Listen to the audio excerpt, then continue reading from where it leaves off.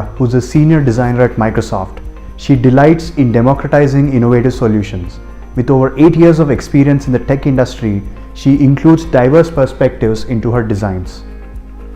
By sharing her insights on mixed reality, artificial intelligence, and innovative work culture, she helps others adopt innovation and retain users for over 20-year-old products.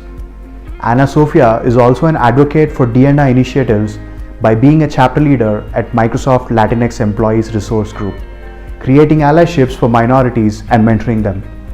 When she's not working or volunteering, you can find her dancing and exploring unknown lands.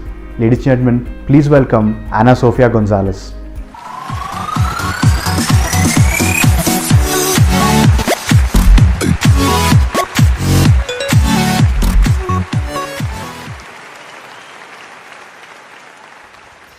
Hi everyone, my name is Sofia Gonzalez, and I'll be talking about how it's better when we work together. So first, I want to share you my story. I came from Mexico to Microsoft headquarters in Seattle 4 years ago. It was so much fun. I was designing an application for music, so it's called Groove. It's a music streaming app. So I was listening to music during work days. I was just at the experiences that I would like. What if I wanted to see a music video? So much fun. However, coming here had its also not fun parts. There's this thing called the Seattle freeze, and that is true. And I came from the desert where it doesn't rain ever. And if it rains one drop, we don't go to work because the streets get like messy.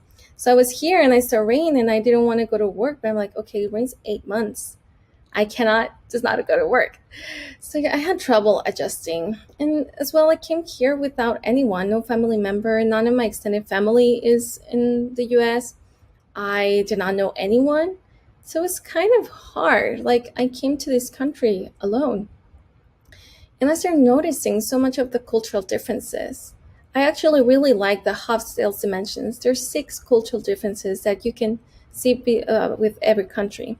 And I think these ones that I'll talk about, these 3 main ones, are similar Mexico and India versus the US. In Mexico, we're collectivism culture. So it's about the we versus the I. Like in the US, when you're 18, you leave your parents' home. But in Mexico, when I was 27, I was still living with my parents. And my brother stayed living with my parents until he was 30 and he got married.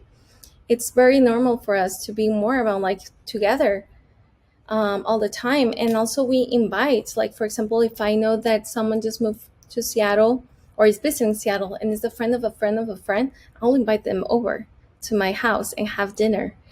And here in Seattle, it's more about respecting their house and their privacy. So you just don't invite anyone like at that day.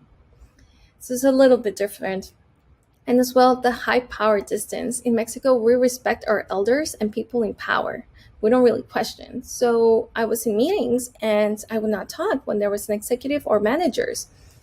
And I would get so much like, when my manager, I would tell him I feel stuck. Like, I don't understand why I'm not getting a promotion. And he's like, because nobody knows your ideas. You don't talk to them in the meetings. And if you don't talk to them in the meetings and you don't have visibility, well, nobody knows about it. And for me, that like made me my chip go like, wow, I was noticing like I don't want to disrespect and barge in on a meeting with my ideas. So I had to change that. And as well, in Mexico, we are very traditional and conservative. We don't like uncertainty. So we actually are unlikely to adopt new radical ideas. We tend to be more emotional and resist change. And here in the US, they're more pragmatic. They prefer practice over principles and are open to new ideas and are willing to try something different and take risks and be spontaneous and adapt to new situations. Like I'm impressed that people here live for 30 years in the city. They retire and they move to Florida and start all over again. And without their children or whatever, their children are somewhere else. So in Mexico, where you were born, you stay there and you live there until you die. It's just very different. Like how will you live your community and your family? And so here it's just more like, okay, be spontaneous, flexible. And so I started to be like, okay, I need to understand the culture. so I don't feel this sadness that I had, which because I love the company, but I was just feeling stuck. And so once you have to understand the culture, not just pieces of it, in order to really adapt. And I started noticing like, okay, what I give is not the same output. Like I invite people to my house for dinner, but it doesn't mean that they have to invite me, right? So it's like understanding that and empathizing, like they grew up different. They don't have the same values as me, and it's okay. And learning and creating that understanding will help you through. And at the end of the day, we people and humans are happier. When they're happier, they're more productive and they're open to changes and innovations. And it's only when we have good working relationships, when you have this safe space where you can be yourself, to have the feeling of belonging, that's when innovation will come. But how will that happen? It has to start with you. You have to be the leader you want to have. Like nobody will step on it, like they, because nobody knows exactly how everybody feels. So just take action. And that's kind of what I did. I said like, okay, if I'm going through this, maybe other people will go through it as well, and people that come from Mexico or other Latin American countries. So I started putting a poster of like who wants to grab coffee at 2 p.m. called cafecitos on the building, literally. And I like that. I accidentally started the employees resource groups for the Hispanics in my organization. So I was just took initiative. How can I meet people and how can I create this connection? And so like that, have this community and everybody to have the same things, because if I'm craving it, I feel like someone else is craving it too. So just take action. But in order to take action, that's great. You need to really go through the cultural transformation. You have to transform.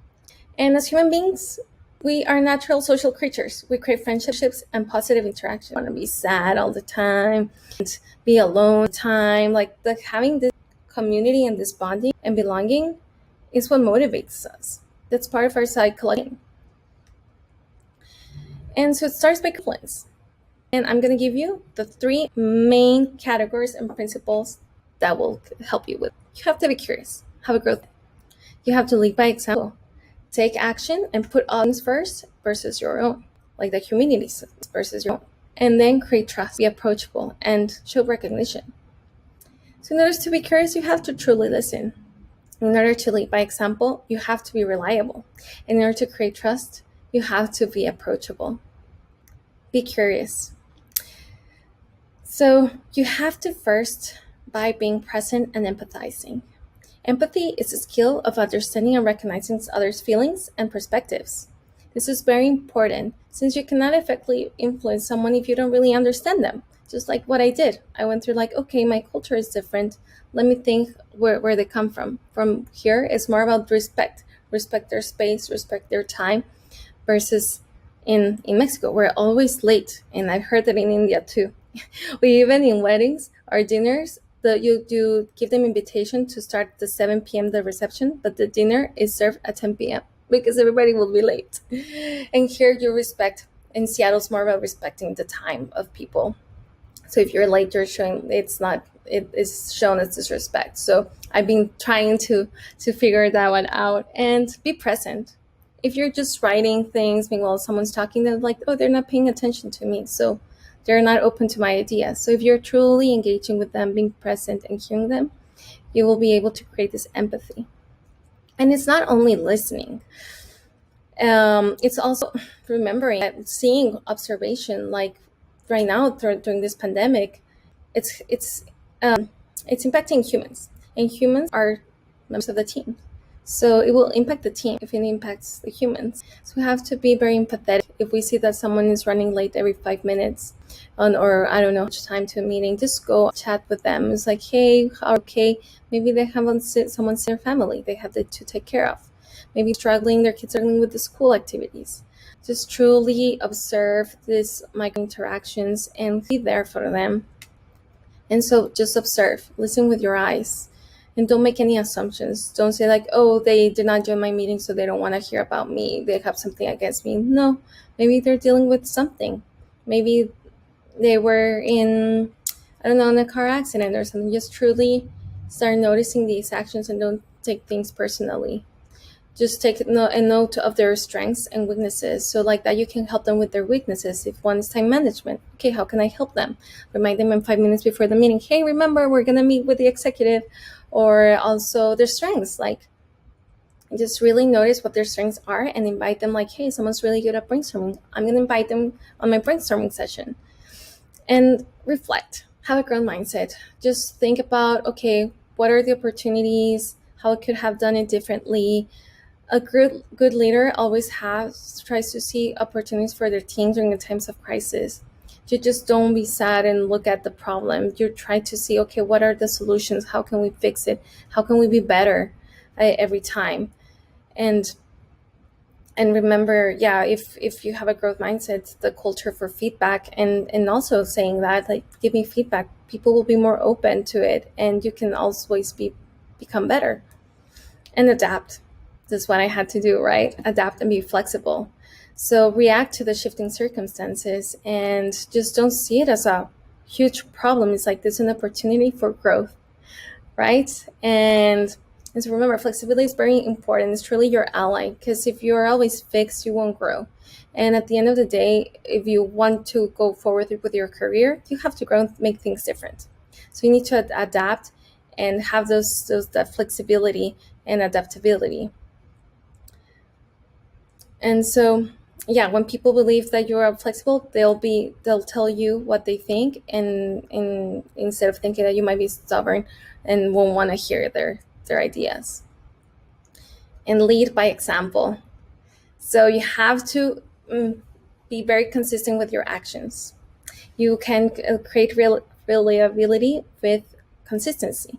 So inconsistency is the best way to ruin your reputation. Consistency is slow, but it really tells them that you will run your tasks effectively and on time, day after day. And so eventually people will rely on you because they know that you will deliver, and you do what you say you will do.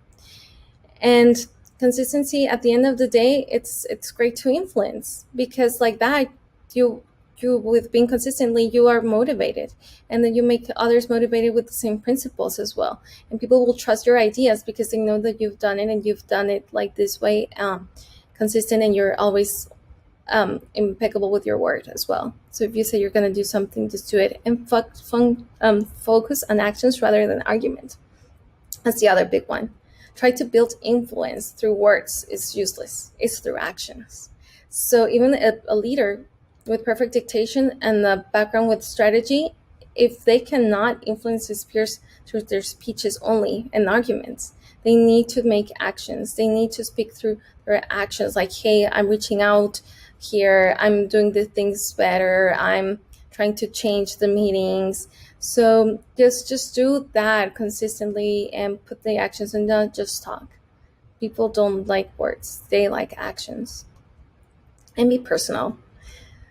People don't like perfection. Like, you won't go reach to someone that is perfect because you're like, oh no, they won't want to hear my ideas because they're perfect. But if you're imperfect and you even share your failures, kind of like what I'm doing, I felt stuck for 2 years because I would not speak in meetings. And that was a failure of mine, of like not understanding the culture soon enough. And so if I can teach this to someone younger, I will help them to grow faster than me, and that's better. We want leaders, younger leaders. And so be imperfect and share your failures. It's okay. That means that you're approachable and that you're human. And be personal. You don't have to exactly build a friendship, but it is great if you have friendships at work. But that's personal. And working relationships are important for cultivating a sense of a team. Like, ask how they are, share a hobby, and you'll see that people will go towards you if you're open and vulnerable. And create touch points. Right now with the pandemic, we don't have the hey, water cooler social. So we have to create touch points. With my team, we do 15 minutes of high fives every day, and like that, we just share a little bit, like, how's your day going? How was yesterday? And did you do any fun in this weekend? So we can relate, because we don't have that face-to-face currently. And I think something that we need to learn for the future too. And then communicate. Communicate assertively, clearly. A good leader always has his vision or her vision clear with vivid pictures, and affirm of what they believe, and passionately. Remember, assertive doesn't mean that you are do it with disrespect. Assertive doesn't mean that it's just being like, I believe in this, but I'm open. You have to adapt. You have to listen to others for other ideas. And be optimistic. People love optimistic leaders. Who wants a leader that is always like down, like, oh, it's the end of the world? No, right? And use positive and powerful languages. And be passionate. If you have passion around that topic and that vision, it means that you will be determined, and people want that.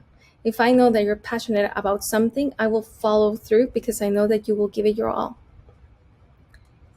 And create trust. So remember, this is way to create trust is to be open and honest no matter what. Be accountable for your mistakes and don't keep secrets. People don't, if someone is not transparent, they think that you might be hiding something, right? So you don't want that.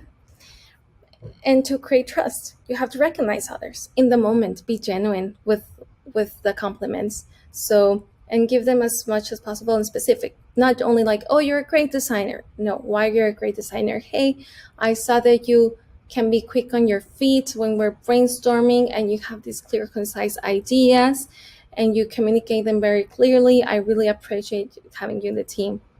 And also do it in context, even in the larger. If there's a team meeting, it's like, thank you to this person for helping me achieve this. And without you, we were not able to go to this metric or to this actual outcome. And do it authentic. Do it with your genuine words. Remember that.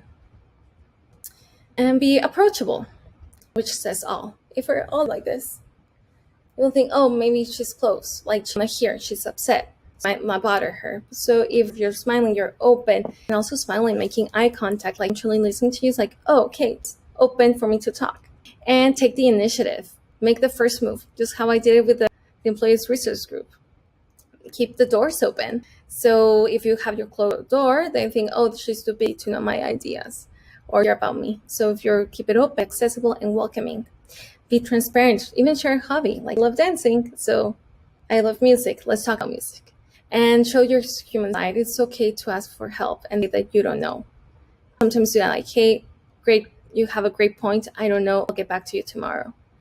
And also be supportive. Ideas of others. Like, I have a colleague that has done a great, awesome job of having this template for us using Figma. And I've been sharing with other teams. And I always give her credit. I mean, like, everybody should use it. So share others' ideas and also ask questions, take an interest. So if someone says, oh, you're asked, how was your weekend? Good. Like, oh, what was a good weekend? What did you do? Be curious about them. So like that, they'll be open to it. And allyship. Allyship. So remember, allyship is a process in which someone with privilege or power has wants to learn about the experiences of marginalized people. So for example, in Microsoft, right now we have allies that are VPs, executives that are white males, and they have an interest for minority groups. So I gave a panel on the Hispanics and Latinos in our employees resource group, on our 10,000 people organization. And I give the cultural differences. And one of them that you might also not know is that Hispanics are the people that come from the countries that come from Spain. So Spain, Mexico, Colombia, all of those countries that was colonized by Spain. But Latinos are all the North, South, and Central Americans. So Brazil is part of Latino. And so that's the biggest difference. And so I started telling about them, and I went over the culture things that I just share, and they were so surprised. Like, so next time I'll ask this minority what they think in the meeting. And like, yes, if you ask them, they will share. And if they don't want to share at that time, just chat with them on the side. And so like that, they open their eyes, and it's like, okay, it's not that they don't want to talk. It's just, it's around their respecting others and lift others up. And also question your own biases. I know I come from a conservative background in Mexico, so I question it. Like, it should not be like that. And I'm curious and I adapt, and also speak up for others. So remember, a good leader asks themselves if what we're doing is something worthwhile, How are they feeling? How is the team feeling? Are they feeling appreciated? Do we trust each other? Am I disagreeing with rationale or just an impulse? And I hope my 3 big principles help you. Be curious, truly listen and observe, have a growth mindset, lead by example, take action, be reliable, put the team's needs first before your own, and create trust. Be approachable and recognize others. So the best leaders put others first, and it's always better when we work together.